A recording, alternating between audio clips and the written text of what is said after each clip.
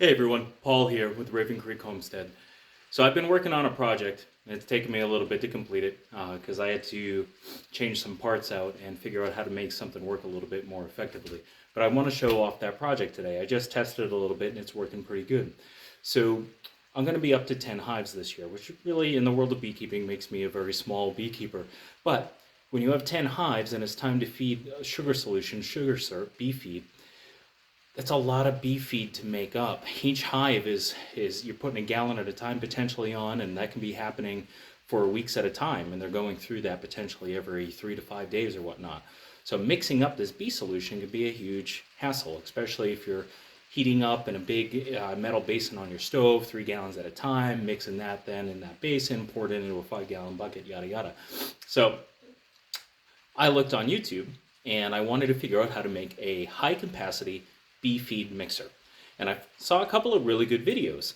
And I've taken those videos and I've implemented it and made some minute changes that I want to show up. But let me show you what I've been doing here. This is the project. This is the high capacity bee feed mixer. So this is about a 35 or 40 gallon barrel. A lot of people use the 50 gallons in the videos that I saw, or the 55s rather, but this one should work, and I liked it because it was a little bit more squat, so it'll be easier for me to pour the sugar in.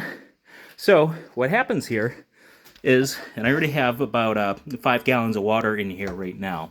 I have a transfer pump in here, and I'm gonna show you in a minute why I'm using the style of pump that I'm using. So that pump is gonna pump up here, up this initial 1.5 inch PVC, and let me get the valves in order here, and then it's going to force it down here to where I have a 90-degree sweep. That's going to then make the water circulate into a big whirlpool here. Then with the water warm, I can pour in my my sugar and let that sit for a bit, and the sugar will get fully dissolved, and I'll have my 1-to-1 or my 2-to-1 sugar solution or whatever I'm making for that day. Then what I can do is, so I have a discharge hose here. Now with the discharge hose, and it's a lot easier to talk about this without it running, then I can go ahead and I can fill up my 5-gallon pails, get those loaded up in the truck, and then out in the bee yard, I have my 1-gallon feed cans that I can then fill those up a lot easier through that, and I've made a large quantity of sugar solution much faster. I should be able to make 5, 10, 15, 25 gallons in this, not a problem, depending on how much I need and what quantity I'm looking to make. So what I'll do is I'll plug this in, and it's not too loud, and it takes a minute, but, and it's a little bit difficult to see with the white barrel and the very clear water, but that's churning around pretty good in there. That's going at a pretty good velocity. Like I said, that if I didn't mention it, this is a 1350 GPH transfer pump, so it's kicking that water out pretty good. It moves around, and it's got a pretty good flow pushing out. Like I can feel that running across my fingers pretty well. And now I mentioned the importance of this pump, and I'm gonna talk to you why. Now I had to switch over to a transfer pump because initially I installed a sump pump.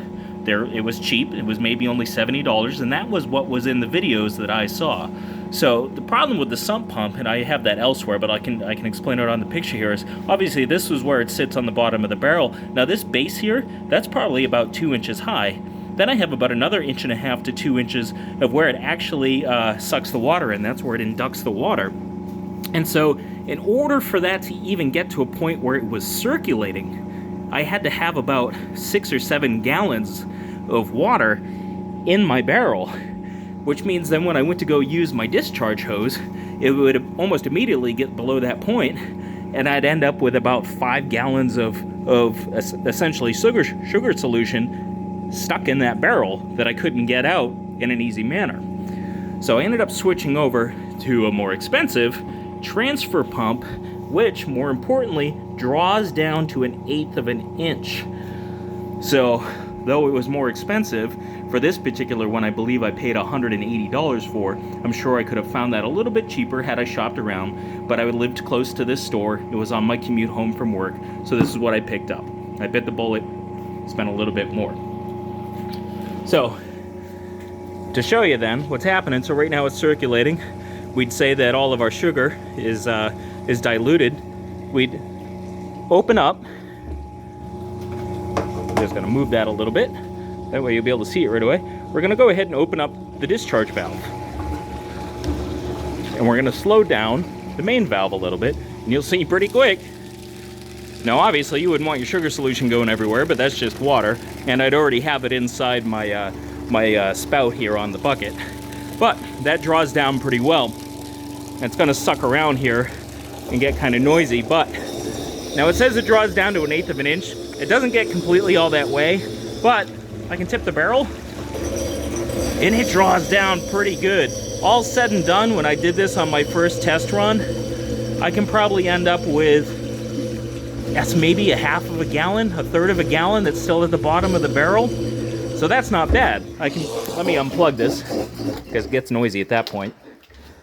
Now, at that point, I can pick the barrel up and pour the rest into a bucket pretty easily. And what I did as well, so I went ahead and cut this notch into the barrel. So that way when I'm pouring out, it pours out of here really well. And anything that gets stuck up in this top section, well, then I can just get it so that it goes back down into the barrel really well. So a couple of easy fixes on that. Transfer pump. I'd recommend using that instead of a sump pump. Little notch in your barrel for getting the rest of the solution out of there, because obviously you don't want to leave a bunch of stuff in your barrel. And yeah, that was the project as to the best of my completion ability. And I think that's going to do wonders for me this year for mixing up large quantities of sugar syrup. So thanks for watching the video if you stuck around this long. Hope you guys have a good day and happy beekeeping. All right, see ya.